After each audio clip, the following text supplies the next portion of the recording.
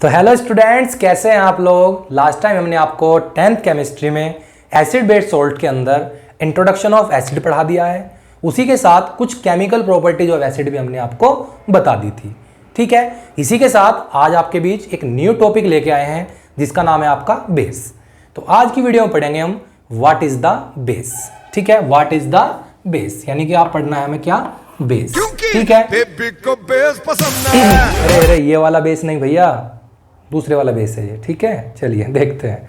ठीक, तो जैसे हमने लास्ट टाइम एसिड में कुछ एसिड की प्रॉपर्टीज आपको बताई थी कि जैसे एसिड सोर इन टेस्ट, कोरोसिव नेचर और आपके ब्लू लिटमस पेपर को क्या कर देते हैं, रेड कर देते हैं। ठीक है, उसी तरीके से बेस की भी खुद की कुछ प्रॉपर्टियां होती हैं जो हम आज पढ़ने वाले हैं। जैसे नंबर 1 आपका बेस जो होते हैं बिटर इन टेस्ट, यानी कि बेस जो होते हैं वे आपके टेस्ट में कैसे होते हैं, कड़वे होते हैं, बिटर इन टेस्ट। ठीक है, नंबर दो आपका सोपी टू टच, यानी कि अगर आप बेस को टच करते हो तो ये बहुत ज़्यादा मुलायम होते हैं, like a Johnson baby soap. ठीक है, जॉनसन बेबी सोप जो होती है, ठीक है, समझ रहे हो, बहुत स्लीपी होते हैं सोप जो आपके क्या होते हैं, बेस। ठीक, और नंबर तीन red litmus change to blue litmus. ठीक है, यानी कि रेड लिटमस पेपर को ये किस में बदल देते हैं, ब्लू लिटमस पेपर में चेंज कर देते हैं। एसिड क्या काम कर रहे थे, ब्लू टू रेड कर रहे थे, समझ रहे हैं ना। तो ये बेस की कुछ बात होती है, बिटर इन टेस्ट यानी स्वाद में कड़वे मिलेंगे आपको, सोपी टू टच बहुत ज़्यादा मुलायम होंगे यानी कि, और रेड लिटमस पेपर को क्या कर देते हैं, ये ब्लू कर देते हैं। ठीक है, ये कुछ प्रॉपर्टीज थी बेस की। इसी के साथ हम अपनी एवरीडे लाइफ में कहीं ना कहीं बेस को यूज करते रहते हैं। ठीक है, एवरीडे लाइफ में हम क्या यूज करते रहते हैं, बेस को कहीं ना कहीं पे यूज करते रहते हैं। ठीक है, जैसे देखिए आप डेली नहाते भी हो, ठीक है, पेस्ट भी करते हो, टूथपेस्ट वगैरह, ठीक है, कोलगेट, क्लोजअप वगैरह, इस तरीके से। तो देखते हैं जरा, नंबर 1 बात आई सोप की। ठीक है, जो सोप होती है ये आपकी नॉर्मली क्या होती है, बेसिक नेचर की होती है। ठीक है, बेसिक नेचर की होती है सोप जो होती है। ठीक है, चलिए कैसे, इसका वर्क कैसे होता है, बेसिक क्यों बनाया, क्योंकि हमारी बॉडी पे कोई भी डर्ट वगैरह या कोई ऑयली हो जाती है कई बार, ठीक है, स्किन वगैरह जो है, ठीक है, या कपड़े पे कोई चिकनाई वगैरह लग जाए, कोई ऑयल की ड्रॉप लग जाए, कोई दाग लग जाए, तो इनका जो नेचर होता है मोस्टली ये कैसे नेचर का होता है, ये एसिडिक नेचर की होती है। ठीक है, ये कैसे नेचर की होती है, एसिडिक नेचर की होती है। हमने भी लास्ट टाइम वीडियो में बताया था आपको कि जो एसिड और बेस एक दूसरे को क्या कर देते हैं, न्यूट्रल कर देते हैं, जिसे हमने बताया न्यूट्रलाइजेशन रिएक्शन। तो क्या होगा, सो बेसिक नेचर होने की वजह से जो वो एसिड होता है उसे क्या कर देता है, न्यूट्रल कर देता है, और वहाँ से हमारी स्किन या जो भी कपड़ा होता है वो क्या हो जाता है, क्लीन हो जाता है। समझ रहे हो ना। तो चलिए, एक तो सोप हो गया, एवरीडे लाइफ में यूज़ करते हैं हम। इसी के साथ आपका टूथपेस्ट हो गया, ठीक है, डाबर लाल दंत मंजन, ठीक है, कोलगेट, पेप्सोडेंट, क्लोजअप, बबूल, कुछ भी यूज करो एक्सेट्रा, सब क्या है, बेसिक नेचर के हैं। ठीक है, इन्हें बेसिक नेचर का क्यों बनाया भाई, क्या रीज़न है। तो बेसिक नेचर का इसलिए बनाया कि कई बार क्या होता है, जो हमारी कैविटी वगैरह होती है, गम्स वगैरह होती है, उनके अंदर कई बार खाना फंसा रह जाता है। तो साथ में क्या होता है, कैविटी में जब खाना फंसा रहता है तो हमारा जो सलाइवा है, क्या है, हमारा सलाइवा जो है वो इससे रिएक्ट करके क्या फॉर्मेशन करता है, यहाँ पे एसिड का फॉर्मेशन करने लगता है। एसिड का फॉर्मेशन होने की वजह से कई बार हमें बहुत ज़्यादा दर्द होने लगता है। ठीक है, हमारे जो दांत वगैरह है खराब होने लगते हैं। ठीक, तो एसिड वहाँ पे न्यूट्रल हो जाए उसकी वजह से हम क्या यूज़ करते हैं, टूथपेस्ट, क्योंकि इसका नेचर कैसा है, बेसिक नेचर का है। तो ये क्या करते हैं, एसिड को वहाँ से क्या कर देते हैं, न्यूट्रल कर देते हैं, और जो हमारा पेन वगैरह हो रहा था दांत में उससे हमें रिलीफ मिलता है। ठीक है, चलो ये बात तो हो गई। इसी की तरह एक हम यूज करते हैं इनो, काम शुरू सिर्फ 6 सेकंड में, काम शुरू सिर्फ 6 सेकंड में। इनो का जो नेचर होता है वो बेसिक नेचर का होता है। ठीक है, कैसे नेचर का होता है, बेसिक नेचर का। ठीक है, और बेसिक नेचर का होने की वजह से ही हम इसका यूज करते हैं। क्यों, कई बार क्या होता है, कहीं शादी वगैरह या पार्टी वगैरह में या कहीं बाहर जब हम कुछ चटपटा स्पाइसी खा लेते हैं तो हमारे एसिड का फॉर्मेशन हो जाता है बहुत ज़्यादा, यानी हमें एसिडिटी होने लगती है। ठीक है, उसकी वजह से अब एसिडिटी हुई, वो किसकी वजह से हुई? HCl के फॉर्मेशन की वजह से हुई, ज़्यादा HCl बन गया, हमारे स्टमक के अंदर बनता है ये। ठीक है, बताया था हमने आपको। तो एसिड को न्यूट्रल कौन करेगा? बेस। तो इनो कैसे नेचर का होता है? बेसिक नेचर का होता है। तो इसे क्या कर देता है आप? ये न्यूट्रल कर देता है। इसी के साथ साथ आपका कोई जरूरी नहीं, अगर आपके पास इनो नहीं है तो आप कोई भी, ठीक है, एंटासिड वगैरह मेडिसिन की ले सकते हैं, एंटासिड कोई भी, ठीक है, डाइजीन वगैरह, ये भी कैसे नेचर के होते हैं? आपके बेसिक नेचर के। ठीक है, जिसके अंदर क्या हो?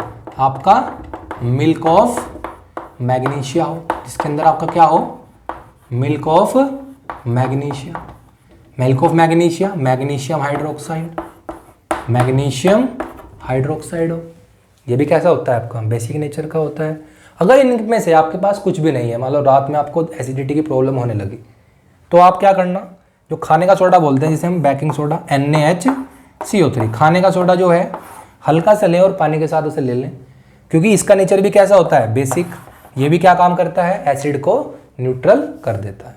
ठीक है, तो ये एवरीडे लाइफ में जो हम यूज करते हैं बेस, उनके कुछ एग्जाम्पल हैं जो कैसे नेचर के होते हैं? आपके बेसिक नेचर के होते हैं। चलिए, इतनी बात हमने पढ़ ली।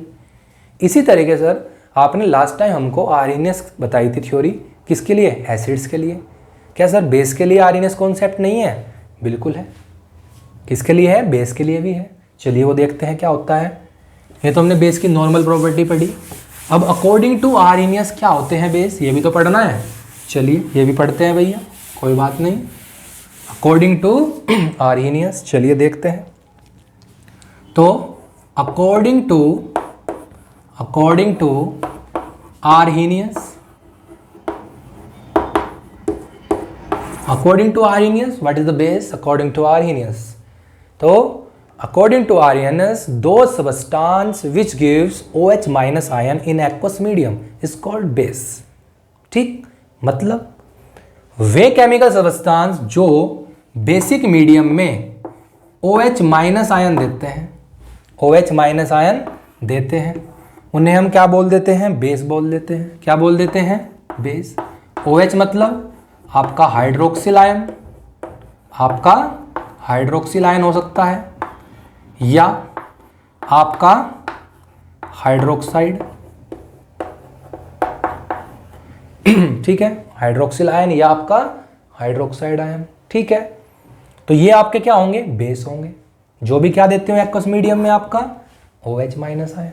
चलिए कुछ एग्जांपल देख लेते हैं। लाइक NaOH, NaOH जो है आपके एक्वस सॉल्यूशन में डिसोसिएट होने के बाद एक तो OH माइनस बन जाएगा यहाँ पे। अब एक माइनस बना तो Na पे चार्ज कितना हो जाएगा? ऑटोमेटिक पॉजिटिव हो जाएगा। ठीक है, इसी तरीके से CaOH का होल ट्वाइस जो होता है, Ca कितने OH बनेंगे आपके पास? 2, तो 2 माइनस तो कितना हो गया? Positive, 2 positive. इसी तरीके से एल्यूमिनियम हाइड्रोक्साइड है, AlOH का होल थ्राइस, तो Al + 3 और 3OH माइनस। तो ये क्या दिया इन्होंने? देखो OH माइनस। तो बेस क्या होते हैं अकॉर्डिंग टू आरएनएस? जो एक्वस मीडियम में हमें क्या देंगे? OH माइनस प्रोवाइड कराएंगे। ठीक है, समझ रहे हो? चलिए इसी के साथ साथ जितने भी आपके मोस्टली मेटल के ऑक्साइड होते हैं वे सभी बेसिक नेचर के होते हैं। वे सभी किस नेचर के होते हैं? बेसिक नेचर के। और जितने भी आपके नॉन मेटल के ऑक्साइड होते हैं मोस्टली वे सभी क्या होते हैं? आपके एसिडिक नेचर के होते हैं। कैसे नेचर के होते हैं? एसिडिक। लेकिन मेटल के ऑक्साइड में दो आपके एक्सेप्शनल केस होते हैं, जैसे Al2O3 और आपका ZnO। Al2O3 हो या ZnO जो होते हैं, ये आपके दो ऑक्साइड जो हैं कैसे नेचर के होते हैं? आपके एम्फोटेरिक नेचर के। यानी कि इनका जो नेचर होगा वो एसिड भी होगा और बेसिक भी होगा। यानी ऐसे ऑक्साइड जो दोनों की तरह बिहेव करते हो, एसिड की तरह भी और बेस की तरह भी, वो क्या होती है? आपकी कौन से ऑक्साइड होते हैं? एम्फोटेरिक ऑक्साइड होते हैं। समझ रहे हो ना? ठीक है, तो ये दो एक्सेप्शनल केस हैं। ठीक है, मोस्टली नहीं तो जितने भी आपके मेटल्स मिलते हैं वे आपके किस नेचर के होते हैं? बेसिक नेचर के। और नॉन मेटल जो होते हैं मोस्टली एसिडिक नेचर के होते हैं। ठीक है, चलिए समझते हैं आगे। चलिए एक बात को, चलो आगे चलते हैं थोड़ा। एक लास्ट टॉपिक देखते हैं आज की वीडियो का। जैसे हमने लास्ट टाइम आपको जब एसिड बताया था उसी में ही हमने आपको बेसिसिटी पढ़ाई थी, बेसिसिटी ऑफ एसिड। ठीक है, इसी तरीके से आज हम आपको बताने वाले हैं एसिडिटी ऑफ बेस। समझते हैं सर, आप बात बेस की कर रहे हो, लेकिन बात किसकी बता रहे हो? बेस की। चलो समझाते हैं, रुको जरा। अभी क्या होती है एसिडिटी? Acidity of base. चलिए समझते हैं कि एसिडिटी ऑफ बेस क्या होती है। नॉर्मली जब हमने बेसिटी के बारे में बताया था तो उसने बताया था कि कोई एसिड डिसोसिएट होकर एक्वस सॉल्यूशन के अंदर कितने H+ रिलीज करता है, कितने हाइड्रोजन आयन देता है, वो उसकी बेसिसिटी होती है। किसकी? एसिड्स की। लेकिन यहाँ पे किसकी बात आई? बेस की एसिडिटी की। तो बेस की एसिडिटी से मतलब इस बात से होता है कि कोई बेस एक्वस सॉल्यूशन में कितने OH- डिसोसिएट करता है, कितने OH- वहाँ पे जाके देता है। OH- किसके अंदर? एक्वस मीडियम के अंदर। ठीक है, वो उसकी क्या हो जाएगी? एसिडिटी। यानी कि acidity is equal to the number of OH- ion in aqueous medium. In aqueous medium. तो जितने OH- आयन बनेंगे वही उसकी क्या हो जाएगी? बेस की एसिडिटी हो जाएगी। ठीक है, अब इसे एसिडिटी क्यों बोला, देखो समझते हैं। एक बात ध्यान रखना, कोई बेस जितने OH आयन देता है, मान लीजिए एक OH आयन दिया, तो वो एसिड के एक H+ को ही क्या करेगा? न्यूट्रल कर देगा। क्या कर देगा? न्यूट्रल कर देगा। एक OH- एसिड के एक H+ को ही क्या करता है? न्यूट्रल करता है और मिलके क्या बना लेता है यहाँ पे? वाटर। तो इसलिए बेस की क्या होती है? एसिडिटी होती है, क्योंकि वो एसिड को क्या कर देता है? न्यूट्रल। एसिड क्या करता है? बेस को न्यूट्रल कर देता है, इसलिए उसकी क्या होती है? बेसिसिटी होती है। समझ रहे हो? जैसे फॉर एग्जांपल मैं बात करता हूँ NaOH की। NaOH जब आपको डिसोसिएट करेंगे तो Na+ बनेगा। कितने OH- देगा? 1- दिया। तो इसका मतलब ये आपका क्या है?